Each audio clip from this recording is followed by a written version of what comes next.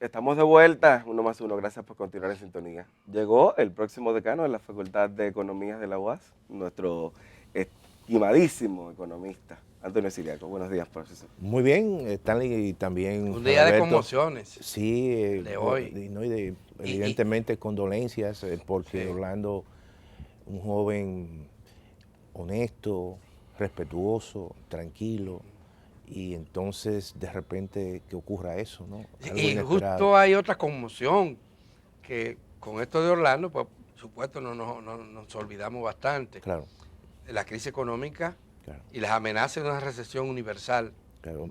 están muy serias. Ayer el petróleo alcanzó niveles Nunca visto, nunca vistos. inalcanzable durante estos primeros 5 meses. Sí. Y además un informe de la Comisión Económica para América Latina, el profesor Mario Cimoli, que es ahora mismo el secretario interino de la CEPAL, porque ya terminó básicamente el periodo de Alicia Bárcena, Así. terminó, y entonces presentó un informe sobre precisamente el impacto de la crisis de Ucrania En América Latina y el Caribe. Y claramente se ven nubarrones en el futuro. La economía latinoamericana tiene un ritmo de crecimiento este año quizás parecido al de los años prepandemia, que ya venía con un proceso de ralentización. Y lo que se espera es que la región crezca 1.8, o sea que es un crecimiento bastante muy por debajo muy de lo por que se debajo, dice que va a crecer aquí. que va a crecer, y además que es una región que constantemente necesita tener un crecimiento alto porque todavía tiene problemas estructurales que Sí, no las ha brechas siguen resuelto. siendo muy marcadas. Muy marcadas, todavía los niveles de pobreza son Una altos. deuda social muy grande. La deuda social muy grande, los niveles de empleo también.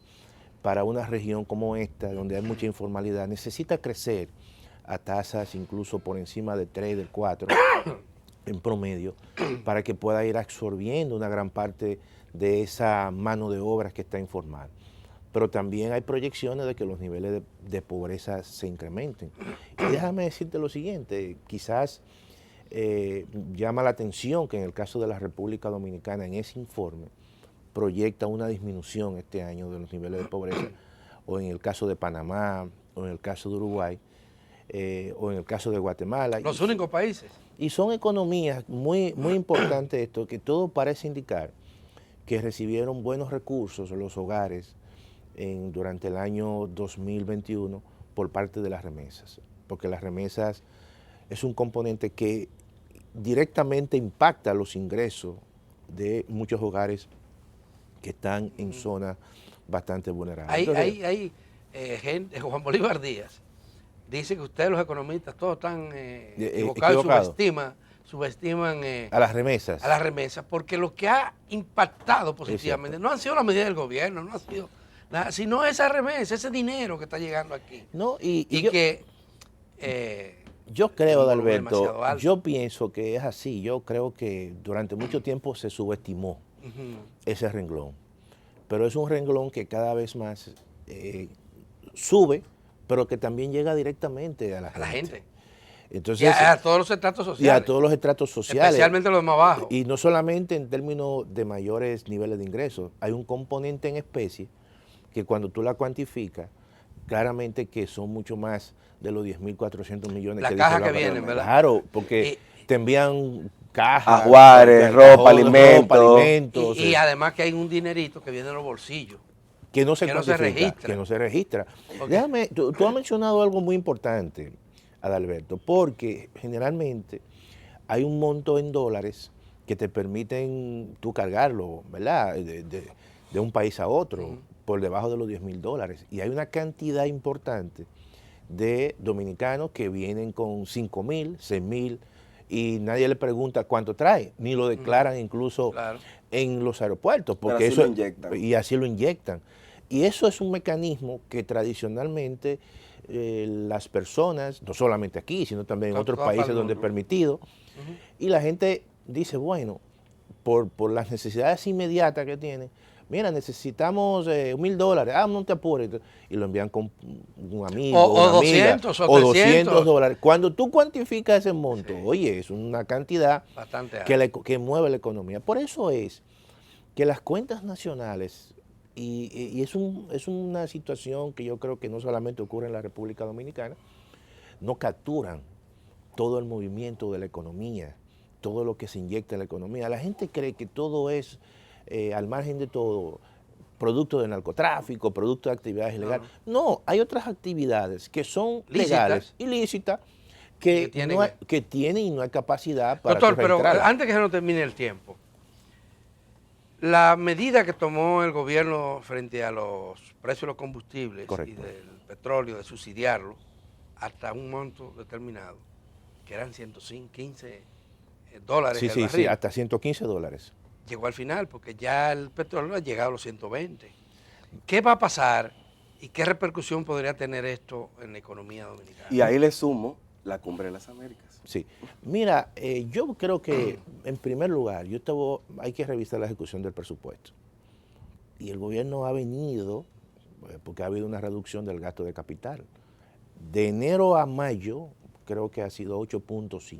Se redujo de acuerdo, Claro, de acuerdo. en comparación con los presupuestados. Correcto. Y entonces, pero ante todo el gobierno ha tenido una especie de resultado, balance primario positivo por encima de los 78,000 millones de pesos.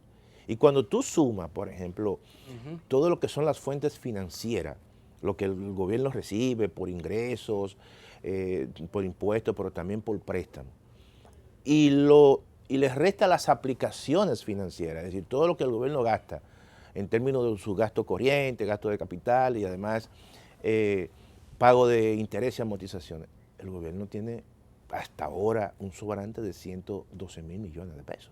¿Así? Y eso significa Que todavía puede maniobrar, seguir fondeando esos subsidios. Por eso es que ha venido prácticamente subsidiando el tema de los combustibles, los alimentos, y cuando tú cuantificas todos esos subsidios, estamos hablando de casi 30,000 millones de pesos. Ya, ¿por qué no resuelve el problema de Entonces, salud? En salud está gastando alrededor del 29% de todo el gasto que el gobierno ha ejecutado. Lo que es salud y educación tienen el componente más importante, pero yo creo que como la prioridad en estos casos es la inflación y hay que evitar que los precios sigan incrementándose, quizá el gobierno se ha concentrado en ese aspecto. Bueno, se nos quedó la Cumbre de las Américas. No, la Cumbre de las Américas yo creo que es un paso importante. El presidente Biden anunció una reforma al Banco Interamericano de Desarrollo y parece que van a haber más fondos para los alimentos porque hay probabilidad de que esta situación pueda generar inseguridad alimentaria en algunos países. Bueno, palabras han habido. Bueno, gracias señoras y señores por su atención, por haber participado en este programa. Se nos terminó el tiempo. Gracias a Antonio Siriaco. Hoy es un día, un día ha sido bastante triste, alterado, pero bueno. Será mañana cuando volveremos a juntarnos aquí. Así que les esperamos. Nos vemos a las 7. Quédese con Teleantillas.